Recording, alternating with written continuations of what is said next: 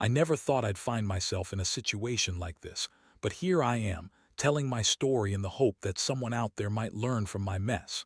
It all started about 6 months ago when my wife, Lisa, and I moved into a new house. Things seemed good, comfortable, predictable. We had our routines, her job kept her busy, and I was buried in my own work. Honestly, I thought we had a decent marriage, maybe not perfect, but enough to keep going. That's what I told myself, at least, until I started noticing small things that didn't add up. It began with little things: her phone always locked, more than usual, her coming home late without explanation, her changing her password suddenly. I shrugged it off as work stress or her being tired. But then I noticed her phone was missing from the nightstand one morning. I didn't think much of it at first, but that same night I saw her sneaking out of the house after midnight, her coat pulled tight against her body, her heels clicking loudly on the pavement. I followed her, not out of suspicion initially, just curiosity.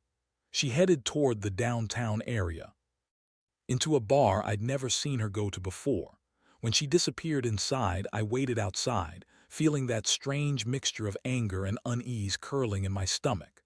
Minutes later, she emerged, looking flushed, acting casual but jittery. I saw her pull her coat tighter around her, her eyes darting around before she hurried to her car. That's when I saw her talking to someone, another woman. They hugged quickly, like they knew each other well.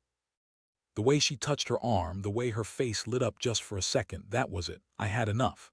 I decided to follow her the next night, and what I discovered knocked the air out of me. She was meeting someone again, only this time I caught her in the act.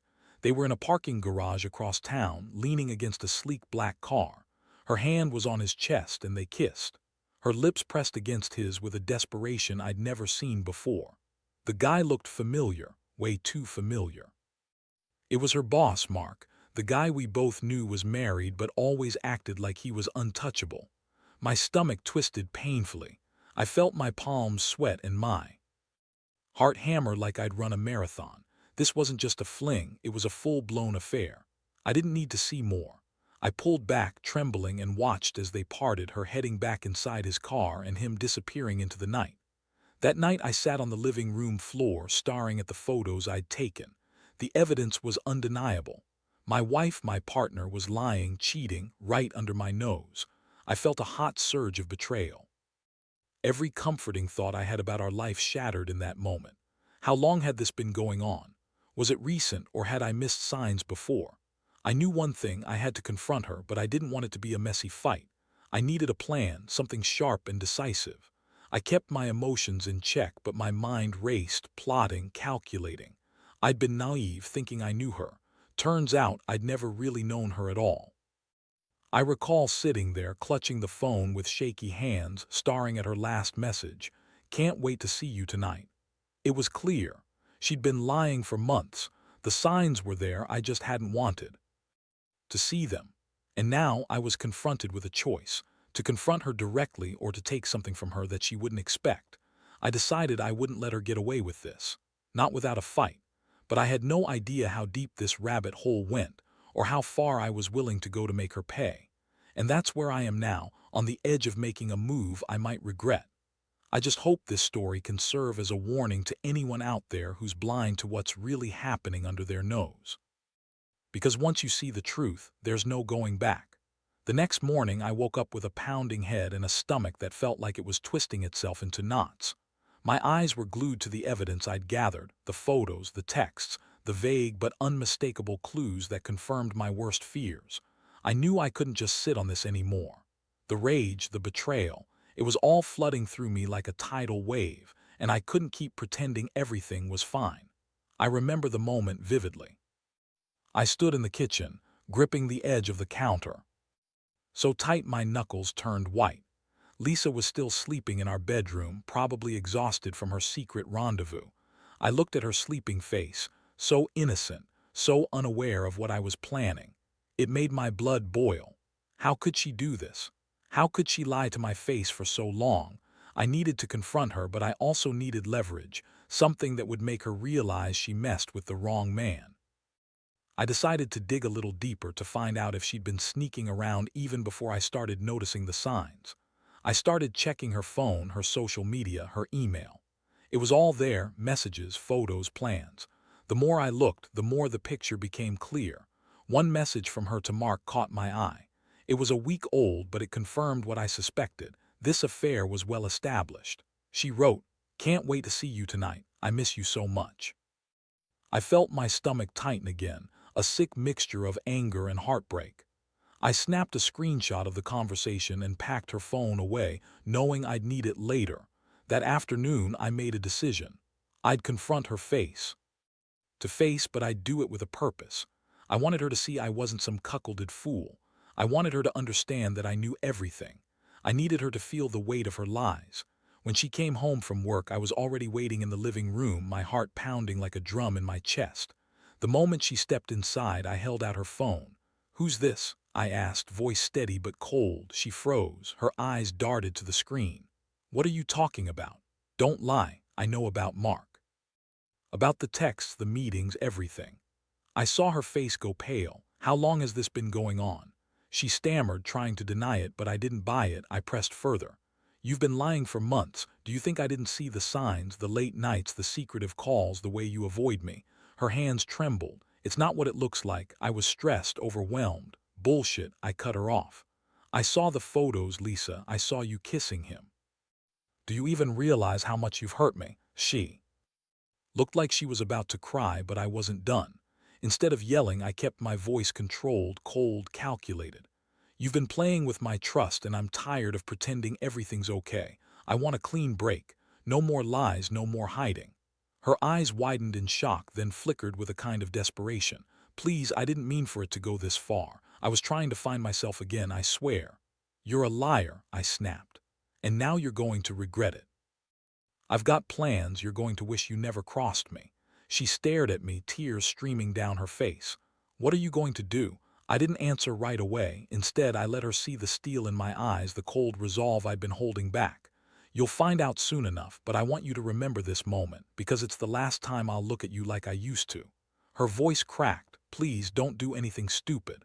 I smiled bitterly. "Stupid? No. I just want you to understand how deep the damage is, and how much you're about to lose." I turned and walked out of the room, leaving her sobbing behind me. I had the evidence, the plan, and a new sense of purpose. She thought she was the one in control, but she just handed me the keys to her downfall. I could feel the power shifting in my favor now, like I'd finally grabbed the steering wheel from her. Later that night, I sat alone in the dark, replaying everything I'd uncovered. My mind kept circling back to her face, so innocent, so broken, so betrayed. And yet I felt no remorse. Only a burning desire for justice. This was just the beginning. I planned my next move carefully, and once I executed it, there'd be no going back. Something told me she'd never see it coming. That's what made it so satisfying. I was finally taking control, and she was about to learn what real betrayal looked like from the other side. The plan was simple in theory, but complicated in execution. I wanted her to feel the sting of betrayal just as I had, maybe even worse. I knew from the start that I wouldn't just confront her and hope she'd confess. I needed something more precise, more calculated. So I took my time compiling everything I needed, more evidence, a way to make her regret every lie she told, and a plan to do it without tipping her off too soon. I started by setting a trap. I knew her habits, her routines, and I knew she couldn't resist the temptation to check her phone. I planted a small, hidden GPS tracker on her car. Nothing big, just enough to monitor her movements. I wanted to see exactly where she was, who she was seeing, and when she was meeting him. I watched her from a distance for days, feeling a strange mix of satisfaction and sick anticipation. One evening, I saw her leave the house at 7 p.m. heading downtown.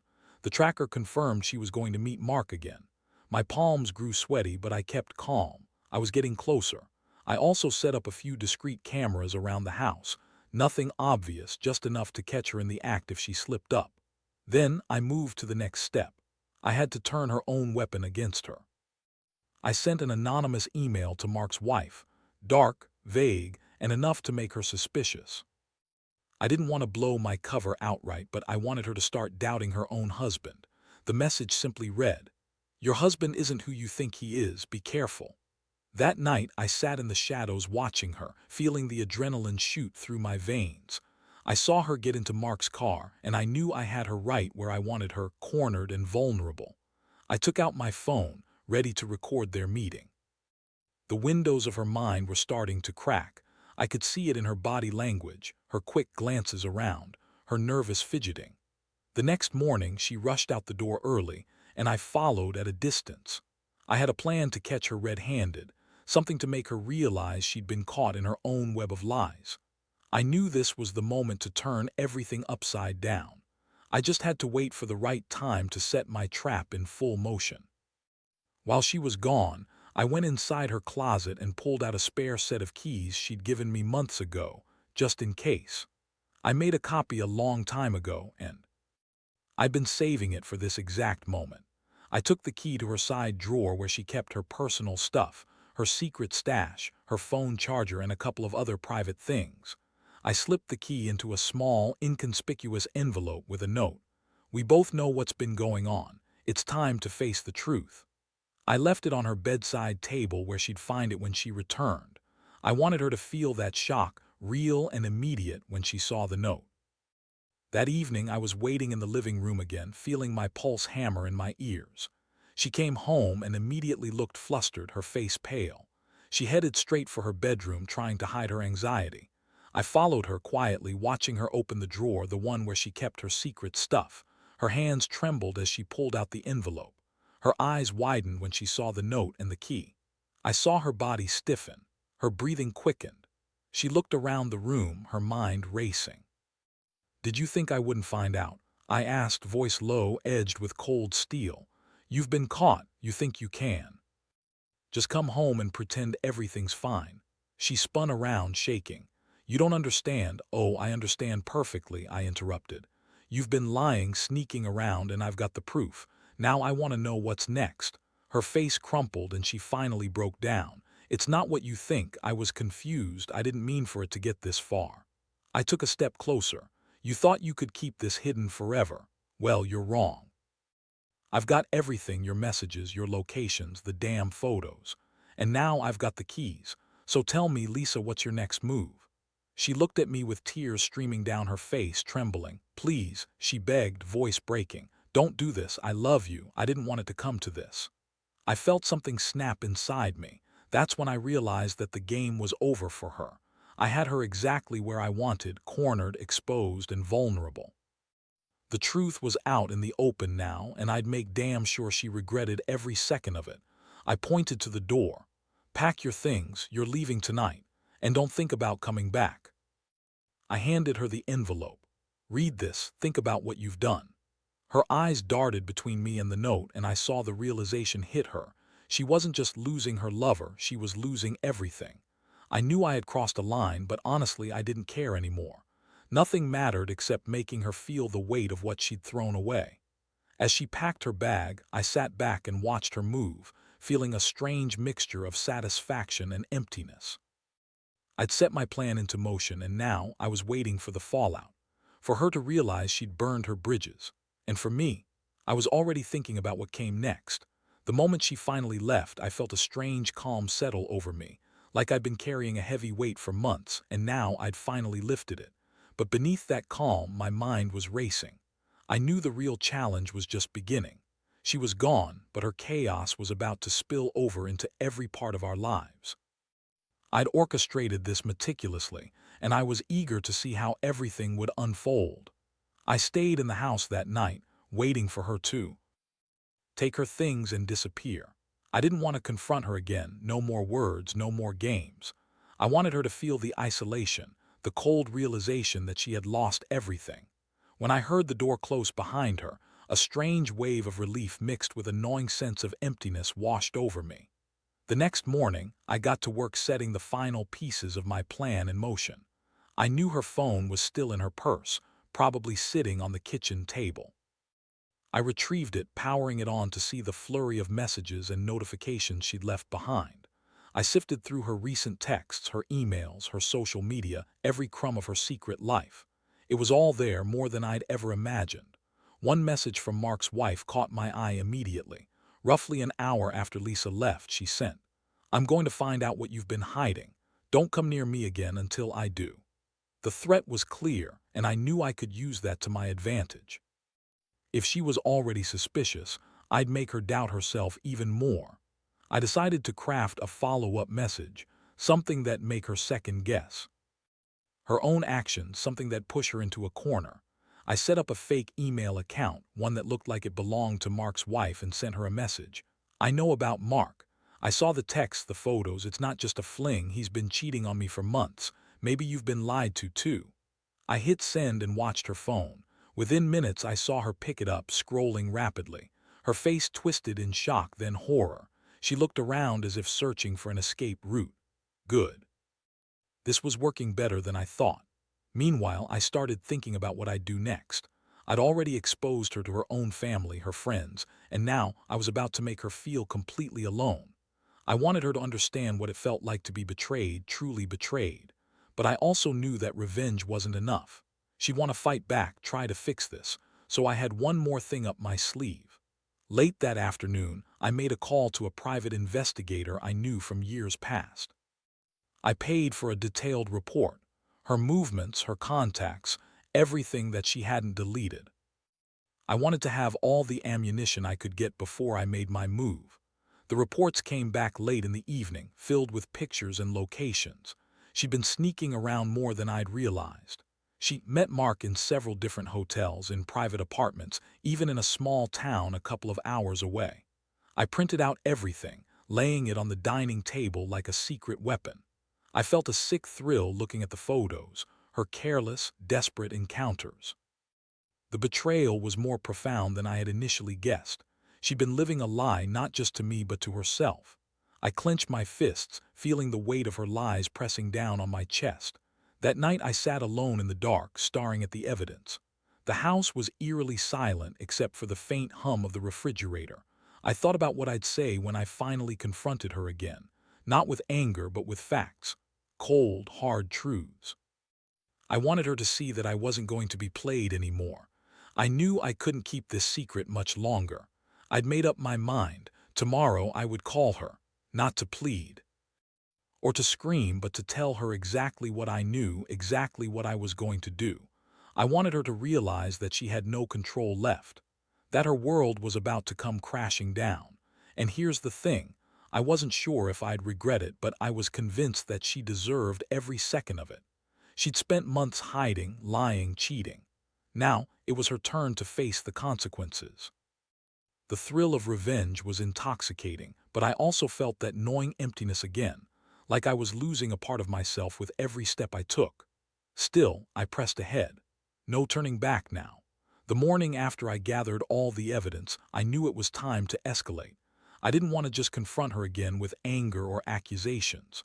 I wanted her to feel the full weight of what she'd done, and I wanted her to understand that I knew everything, down to the smallest detail. It was time for the final move. I woke up early, feeling the adrenaline already crawling under my skin. My plan was simple but ruthless. I was going to make her believe I was about to expose her publicly. But really, I was just setting her up to watch her fall apart. I wanted her to see she'd lost more than just her marriage. I wanted her to see her reputation burn. First, I logged into her social media accounts, changing her profile picture to a screenshot of her kissing Mark with a caption, "Trust is a fragile thing. Once broken, it's gone forever." Then, I posted a few comments on her timeline, things that hinted at her betrayal but didn't outright accuse her. Just enough to make her friends start questioning her. I knew she had a few close friends who'd be quick to jump on the gossip train. Next, I drafted a fake message from her boss, Mark, to someone she knew, her best friend or sister. It was a carefully worded message implying that she'd been cheating, that she'd lied about her job, and that she'd been hiding something for months. I made sure it looked authentic enough to fool her social circle. Then I sent it, watching her phone from a distance. I could see her picking up her phone around noon, her face draining of color as she read the message. Her eyes widened, her hands trembling, her breathing quickened, and she looked around the room like she was searching for an escape route. It was happening faster than I expected. The cracks in her perfect facade were widening. When she finally sat down on the bed, trembling, I approached her slowly. Feeling a little exposed, I asked softly. You should be. Everyone's seeing what you've been hiding. How does it feel to have your secrets out in the open? She looked at me with tears in her eyes, voice trembling. Please leave me alone. I never wanted anyone to find out. You should have thought about that before you started lying, I said. You've been caught, Lisa. Your little affair, your lies, everything's out now. And guess what? There's more. Her face crumpled further. What do you mean? What more could there possibly be? I pulled out a folder I'd carefully prepared, filled with copies of her private messages, hotel receipts, and photos from her secret meetings. I laid it all out on the bed in front of her. This is just a taste. I've been watching you for weeks. Your world is collapsing, and there's nothing you can do about it now. She stared at the evidence, her mouth dry, trembling all over. You've gone too far. I don't think so, I said, voice like ice. You thought you could cheat and get away with it. Not anymore. I've got enough to destroy everything you've built, your family, your reputation, your life if I wanted. But I'm not interested in destroying everything. I just want you to know this is what betrayal looks like when it hits home. Her hand reached for her phone, trembling as she tried to delete everything, her messages, her photos, but I'd already taken screenshots and backups. She was too late, it was all over her now. I never wanted to hurt you, she whispered, voice cracking. I swear I was so confused I didn't know how to fix things. Too late, I said quietly. You should have thought of that before you crossed the line. She looked into my eyes, desperate, broken. The woman I once loved seemed to be fading into someone I barely recognized. I felt a strange mixture of satisfaction and emptiness. This was finally over, but at what cost? I'd taken her down piece by piece. I stepped back and handed her a small envelope. Read this, I told her. It's all the proof you need to see what's coming next, and when you're ready, I want you to leave. Never come back. You've burned your bridges, Lisa. Don't bother trying to fix this. It's done. Her hands clutched the envelope, trembling so badly she could barely hold it. She looked like she'd been punched in the gut. Her voice was almost inaudible as she whispered, You're going to regret this. I took a deep breath, feeling the cold weight of everything I'd done. Maybe, or maybe I'm just finally free from your lies. I stepped toward the door and paused. You're officially out of my life. Don't come back. And remember, trust is never the same after it's broken. As the door shut behind her, I felt a strange sense of closure. Her departure wasn't just the end of a marriage, it was the beginning of my revenge. I'd made her pay, and now I could finally breathe again. The whole truth was out, and no matter what came next, I knew I'd never be the fool again. The house felt eerily quiet after she left, like the walls themselves were sighing in relief. I stood there for a long moment, staring at the empty doorway. The evidence of her betrayal laid bare on the table, photos, messages, the key I handed her. Everything I'd done, every step I took, led up to this. I felt a strange mixture of liberation and emptiness, like I'd finally crossed a line I couldn't uncross, but also like I'd reclaimed some part of myself I'd lost. I reached out and picked up the envelope I'd told her to read. Inside were all the screenshots, the evidence of her secret life, served cold and undeniable. I knew she'd spend hours trying to deny it, trying to tell herself she still had a chance to fix things. But I wasn't going to give her that chance, not anymore. I'd burned that bridge. I slid the envelope into my pocket and grabbed her keys from the table. I turned them over in my hand, feeling the cold metal bite into my palm. That was the last thing she'd ever hold over me, her keys, her lies, her life. I slipped them into my pocket, then took a deep breath. The house was silent, except for the faint hum of the refrigerator. I could feel my heartbeat slowing, the tension finally releasing. Walking to the front door, I looked back at the empty house that once held a life I thought I understood. That life was gone now.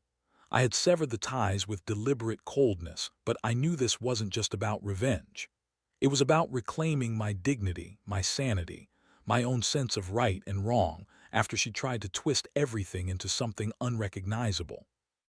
I stepped outside, closing the door softly behind me. The air was crisp, the sky a dull gray, but I felt no regret, only clarity. I had exposed her, broken her illusion, and taken back what she tried to steal from me. The betrayal had cut deep, but I had cut it out, clean and deliberate. It was over. I walked to my car and unlocked it. As I sat inside, I stared at the house one last time. The truth was out, and I knew I'd never look at her the same way again. She had chosen her path, and I had chosen mine. No more lies, no more secrets, no more holding on to a marriage that was long past saving. It was time to move on, to rebuild, to forget. I took a deep breath, starting the engine, and drove away from that house, away from the betrayal, the heartbreak, the lies. And as I left it all behind, I realized something important. The power to end the chaos had always been mine. I just had to decide when and how to use it. The lesson was clear. Trust is fragile, betrayal shatters it. And sometimes the only way to heal is to cut through the darkness with a clean, sharp blade. Because in the end, revenge isn't about hurting someone else. It's about reclaiming your peace of mind and standing tall after falling apart. That's what I did, and I was finally free.